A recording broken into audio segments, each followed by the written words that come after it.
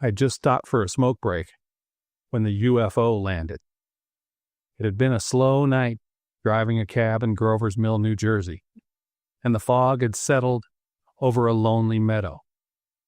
It was a perfect place for some peace until the streak of light appeared. The craft settled silently as it landed, so quietly that the local dogs didn't make a sound. I stood there a bit stunned when an opening appeared in the dark, semi-smoldering craft.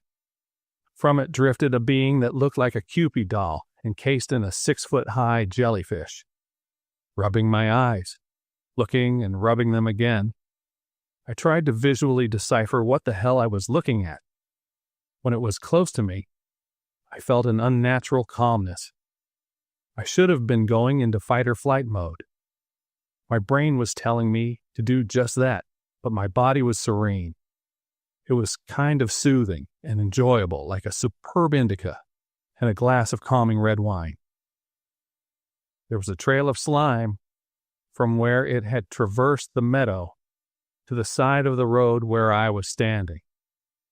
I looked at it, and it at me. After a bit, the Kewpie jellyfish said in a weird accent, "Take me to your leader." Not knowing how fast news traveled in space, I asked it, "Which one? The tiny-handed vulgar talking yam or the dementia-addled Sundowning turnip?" He looked as confused as the normal follower of politics and said, "I don't know. Whomever in charge at this moment, stop asking questions and make haste." Me being a cab driver for profit only, I said to the Kewpie jellyfish that in order for me to take him, her, anywhere, I needed to be compensated. Just after saying that, I received a text saying that $11,000 had been deposited in my account. That should take care of the space goo that's being leaked all over the back seat. We're going to get along just fine, I said. "All right then, take me to your leader." Since the Kewpie jellyfish wasn't specific about who my leader was, I took him to Murray's. That was the local watering hole. If anyone needed something, Murray knew where to get it. It was going to take a few minutes to get there, so I made some small talk. "What do you need to tell my leader? Why have you come here?" I asked. "I bring the answer to all problems of the universe. My species is much older than yours. We've conquered all that you humans will face in your future. They have sent me here to make contact. Humans will now be able to achieve all sooner than your evolution will provide. The Earth will now join the Federation Council of Bleep. An era of universal harmony is nigh." That sounds nice. We're almost to Murray's. Sit tight. "I will not sit loosely." We both laughed at that bit of intergalactic tomfoolery. That was refreshing. As we approached Murray's, I told my new intergalactic joking cohort I was going to go in first and let everybody in the place know that someone different would come in. I'd grease the rails a bit and prepare the locals. Some of them didn't take well to strangers, and considering that a 6-foot-tall Kewpie jellyfish hybrid would be the most unique character they've ever seen, I felt we shouldn't take any chances. A name needed to be affixed to it to help diffuse any confusion. Something familiar to Murray's patrons. "Let's call you Elvis. Is that okay?" I asked. "Yes, indubitably. That is a name that has been applied to your whole species where I come from.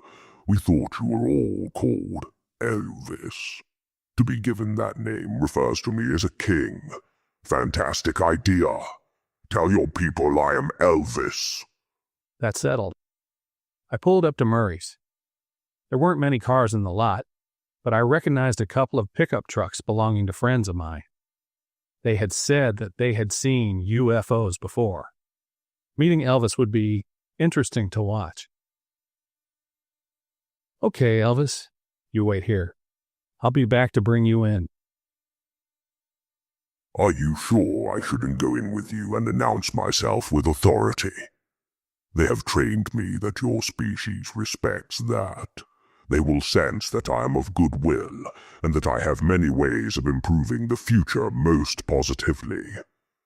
There have been many durations of what you call time to be here at this moment. Nope. Let me handle this. We have to approach this slowly and gently as possible. Believe me, they are going to flip out, but in a good way, I said.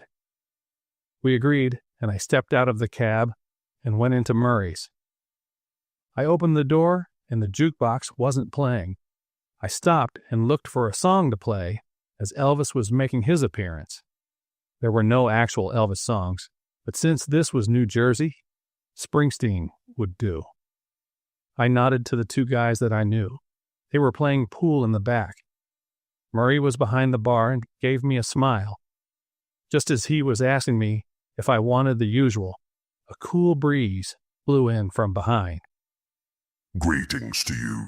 I bring good news from... I turned to see the splash and the drops from the ceiling fall to a puddle on the floor. What the hell was that? A voice exclaimed from somewhere. Murray was standing behind the bar, still holding the smoking sawed-off double-barreled shotgun. He looked at me with a look that was a mixture of shock and glee. Elvis had wet the building.